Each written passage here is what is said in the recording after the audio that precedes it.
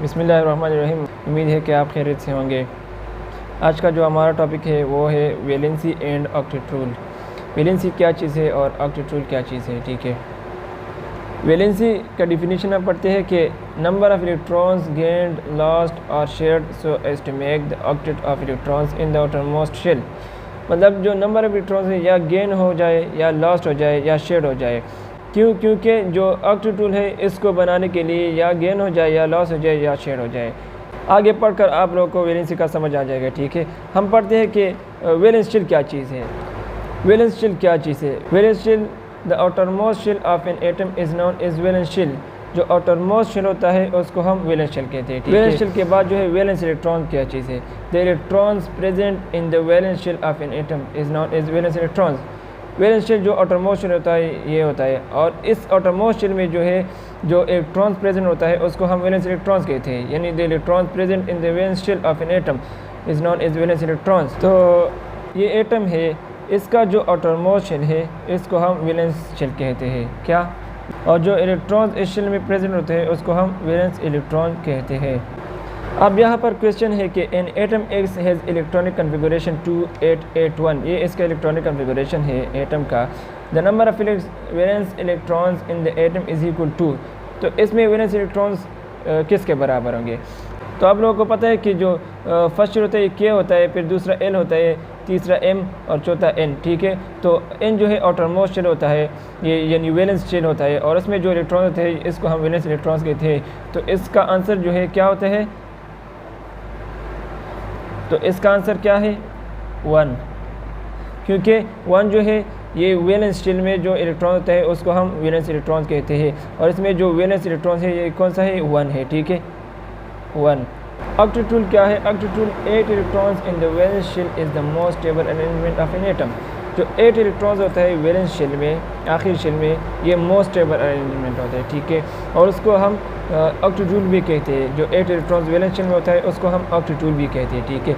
और ये most stable arrangement है 8 इलेक्ट्रॉन जो वैलेंस शेल में होता है, और उसको हम ऑक्टेट रूल भी कहते हैं। सपोज ये हीलियम, नियॉन, आर्गन, ठीक है, नोबल गैसेस है, और ये ऑक्टेट रूल को फॉलो करता है सारे नोबल गैसेस, ठीक है, सिवाय हीलियम के। हीलियम जो है इसके आउटरमोस्ट यानी वैलेंस शेल में 2 इलेक्ट्रॉन्स होता है, यानी वैलेंस इलेक्ट्रॉन इसमें 2 होता है, तो ये ड्यूप्लीकेट रूल को फॉलो करता है, ठीक है, सिवाय हीलियम के। बाकी सारे जो नोबल गैसेस होता है ये ऑक्टेट रूल को फॉलो करते हैं, क्योंकि इसके सारे जो नोबल गैस है इसके वैलेंस शेल में जो है 8 इलेक्ट्रॉन्स आते हैं, तो ये ऑक्टेट रूल को फॉलो करते हैं। तो ये नोबल गैसेस है और ये इसके इलेक्ट्रॉनिक कन्फिगरेशन है, ठीक है। तो सारे नोबल गैसेस जो है ये ऑक्टेट रूल को फॉलो करते हैं, ठीक है, क्योंकि सारे नोबल गैसेस के जो वैलेंस शेल है इसमें 8 वैलेंस इलेक्ट्रॉन होता है, और सिवाय हीलियम, हीलियम जो है ये ऑक्टेट रूल को फॉलो करता है, और बाकी सारे जो है नोबल गैसेस ये ऑक्टेट रूल को फॉलो करता है। और इस नोबल गैस को हम इनर्ट गैस भी कहते हैं, ठीक है, इनर्ट गैसेस, क्योंकि ये जो है मोस्ट स्टेबल अरेंजमेंट इसकी की गई है, और ये जो है it do not participate in chemical reaction. ये केमिकल रिएक्शन में जो है हिस्सा नहीं लेता, ठीक है, क्योंकि ये जो है ऑक्टेट रूल को फॉलो करता है, और ये मोस्ट स्टेबल अरेंजमेंट इसकी की गई है। तो ये सोडियम है, सोडियम जो है इसका इलेक्ट्रॉनिक कन्फिगरेशन 281 है, ठीक है। इस कंडीशन में जो है इसके वैलेंस शेल में 1 इलेक्ट्रॉन है, ठीक है। ये ऑक्टेट रूल को फॉलो नहीं करता, ना ही ड्यूप्लीकेट रूल को, ठीक है। तो ऑक्टेट रूल को फॉलो करने के लिए या जो है ये तो इलेक्ट्रॉन को गेन करेगा या लॉस करेगा, ठीक है। तो यहाँ पर इलेक्ट्रॉन गेन करना मुश्किल है, 7 इलेक्ट्रॉन, ठीक है। ऑक्टेट रूल हासिल करने के लिए ये 7 इलेक्ट्रॉन गेन नहीं कर सकता, क्योंकि ये बहुत मुश्किल है 7 इलेक्ट्रॉन्स को गेन करना। तो यहाँ पर जो है ये 1 इलेक्ट्रॉन ये इसको लॉस करेगा, ठीक है, लॉस, ये 1 इलेक्ट्रॉन को लॉस करेगा। तो जब लॉस करेगा तो ये सोडियम से नियॉन बन जाएगा, यानी इसकी इलेक्ट्रॉनिक कन्फिगरेशन 28 है, तो ये सोडियम से नियॉन बन जाएगा, इसके इलेक्ट्रॉनिक कन्फिगरेशन के बराबर हो जाएगा। अब दूसरा एग्जांपल है कि क्लोरीन है, इसमें जो है इसका इलेक्ट्रॉनिक कन्फिगरेशन 287 है, ठीक है। तो यहाँ पर जो है इस इलेक्ट्रॉन्स को लॉस नहीं करेगा, ठीक है, यहाँ पर जो है गेन करेगा, क्योंकि लॉस करना 7 इलेक्ट्रॉन को लॉस करना बहुत मुश्किल होता है, ठीक है। तो यहाँ पर 1 इलेक्ट्रॉन को ये गेन करेगा, तो क्लोरीन से ये आर्गान बन जाएगा, क्योंकि ये आर्गान के इलेक्ट्रॉनिक कन्फिगरेशन के बराबर हो जाएगा। तो यहाँ पर जो है ये एक इलेक्ट्रॉन को गेन करेगा। यहाँ पर सोडियम ने जो है एक इलेक्ट्रॉन को लॉस किया, क्योंकि 7 इलेक्ट्रॉन गेन करना मुश्किल था, तो नियॉन बन गया। तो यहाँ पर जो है क्लोरीन एक इलेक्ट्रॉन को गेन करेगा। यहाँ पर लॉस करना 7 इलेक्ट्रॉन को बहुत मुश्किल है, तो क्लोरीन से आर्गान ये बन जाएगा। अब यहाँ पर जो है सोडियम है, इसका इलेक्ट्रॉनिक कन्फिगरेशन 281 है, ठीक है, और क्लोरीन है, इसका इलेक्ट्रॉनिक कन्फिगरेशन 287 है। इसके सोडियम के जो वैलेंस शेल में इलेक्ट्रॉन है, ये वैलेंस इलेक्ट्रॉन 1 है, और क्लोरीन में जो है ये 7 है। तो ये क्या करेगा कि ये एक इलेक्ट्रॉन जो है सोडियम ये क्लोरीन को दे देगा।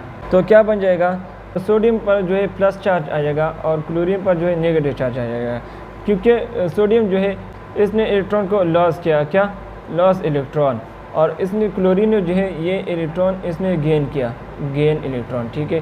तो जब सोडियम ने इलेक्ट्रॉन को गेन किया तो इसका इलेक्ट्रॉनिक कन्फिगरेशन क्या हो गया, 2-8 हो गया, क्योंकि 1 इलेक्ट्रॉन इसने लॉस किया। जब क्लोरीन ने एक इलेक्ट्रॉन को गेन किया तो इसका इलेक्ट्रॉनिक कन्फिगरेशन 2-8 से 8 हो गया, ठीक है। तो ये सोडियम और क्लोरीन, इस पर प्लस चार्ज और इस पर माइनस चार्ज आ गया है, ठीक है, क्योंकि ये मोस्ट स्टेबल अरेंजमेंट है। और दोनों के जो वैलेंस शेल में इसमें 8 इलेक्ट्रॉन्स इसमें भी है और 8 इलेक्ट्रॉन्स इसमें भी है, तो ये मोस्ट स्टेबल अरेंजमेंट है, और ऑक्टेट टूल इन दोनों ने फ़र्क किया है। अब यहाँ पर एक और एग्ज़ाम्पल है, मैग्नीशियम है, इसके इलेक्ट्रॉनिक कन्फिगरेशन 282 है, ठीक है। तो इस कंडीशन में ये क्या करेगा कि ये तो 6 इलेक्ट्रॉन्स को गेन नहीं कर सकता, ठीक है, क्योंकि ये डिफ़िकल्ट होता है। तो ये क्या करेगा कि ये 2 इलेक्ट्रॉन जो है, एक इलेक्ट्रॉन ये एक क्लोरीन के साथ शेयर करेगा और दूसरा इलेक्ट्रॉन जो है ये दूसरे क्लोरीन के साथ शेयर करेगा, ठीक है। और क्लोरीन का जो इलेक्ट्रॉनिक कन्फिगरेशन है 287 है, 287 दोनों क्लोरीन के। तो अब क्या होता है देखते हैं। जब मैग्नीशियम ने 2 इलेक्ट्रॉन लॉस किए, एक इलेक्ट्रॉन एक क्लोरीन को दिए और दूसरा इलेक्ट्रॉन दूसरे क्लोरीन को, तो मैग्नीशियम जो है इसका इलेक्ट्रॉनिक कन्फिगरेशन 2-8 ये रहा, क्योंकि 2 इलेक्ट्रॉन इसने लॉस किए, लॉस 2 इलेक्ट्रॉन। और क्लोरीन जो है ये 288 इसका ये इलेक्ट्रॉनिक कन्फिगरेशन ये रहा, क्योंकि इन्होंने एक इलेक्ट्रॉन को 1 इलेक्ट्रॉन गेन, क्योंकि इन दोनों क्लोरीन ने 1 इलेक्ट्रॉन जो है ये गेन किया, तो इसका इलेक्ट्रॉनिक कन्फिगरेशन 288 रहा। और ये मोस्ट स्टेबल अरेंजमेंट हो गया, इसका भी, क्योंकि ऑक्टेट टूल इसने भी फॉलो किया और इसका भी ऑक्टेट टूल कंप्लीट हो गया, और ये मोस्ट स्टेबल अरेंजमेंट है। तो ये थी गेन और लॉस, किस तरह गेनिंग होता है, किस तरह लॉस होता है इलेक्ट्रॉन्स, हर एक के लिए अपना अपना कंडीशन होते हैं, ठीक है। तो अब चलते हैं तीसरा पॉइंट जो है वैलेंसी में शेयरिंग होता है, किस तरह शेयरिंग होता है, गेन और लॉस तो हुई, शेयरिंग किस तरह होता है। फॉर एग्जांपल ये कार्बन एटम है, इसके वैलेंस शेल में वैलेंस इलेक्ट्रॉन्स 4 है, ठीक है। तो ये इस कंडीशन में ना 4 इलेक्ट्रॉन्स लॉस कर सकता है ना गेन कर सकता है। तो ये क्या करेगा कि ये जो है शेयरिंग करेगा, किसके साथ, हाइड्रोजन के साथ।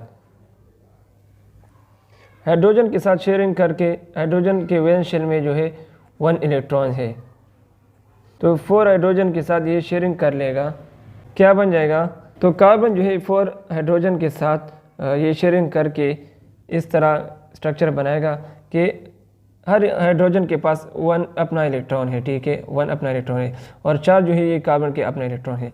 तो इट मीन्स के हर एक हाइड्रोजन का जो है ये ड्यूप्लीट रूल कंप्लीट हुआ, और कार्बन का जो है ऑक्टेट, इसका ऑक्टेट कंप्लीट हुआ, बहुत स्टेबलाइज, दोनों जो है ये स्टेबलाइज हो गया।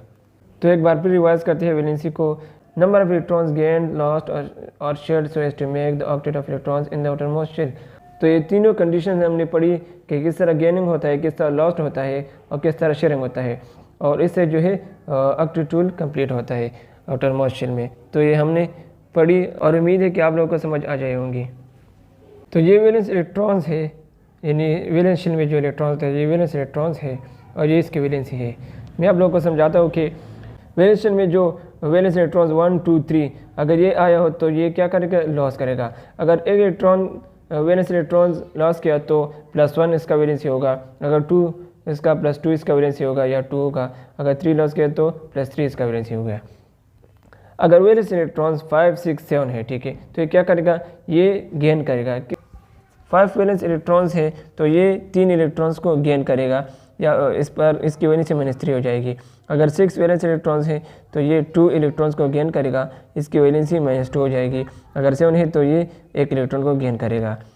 और अगर 4 वैलेंस इलेक्ट्रॉन्स है तो ये क्या करेगा, ये शेयरिंग करेगा, ना ये लॉस करेगा ना ये गेन करेगा, ये 4 इलेक्ट्रॉन्स को शेयर करेगा। जिस तरह हमने ये तीनों कंडीशंस पढ़े और इसकी वैलेंसी 4 होगी। अब केमिकल एक्टिविटी क्या चीज़ है? Chemically active elements have an incomplete octet in the valence shell of their atoms.